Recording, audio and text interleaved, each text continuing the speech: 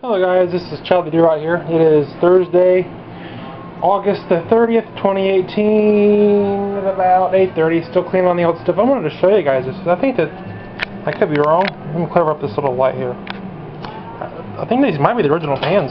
These are very a little bit more heavier duty than the ones you see in the stores, and it seems to fit this stove almost perfect. It makes me kind of believe that maybe this might be the original fans. So I'm going to put the little burners in and put it back and see if I can get the oven light working. So, but that just,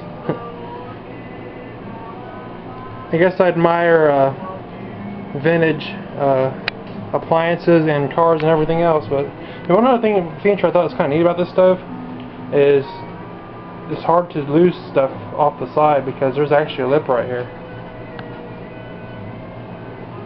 Something I don't think today's stoves have either anymore, but it's kind of not really a white. It's almost like as far as the color is concerned, it's almost like a white, yellow, almost like a biscuit color. But it's still a pretty nice stove considering what I'm replacing it with. So, just a quick update. I did set the clock, and I don't think it's keeping time. So yeah, it's not keeping time. So. It's not that big of a deal. We just need something that works. So, anyhow, shall we do right out?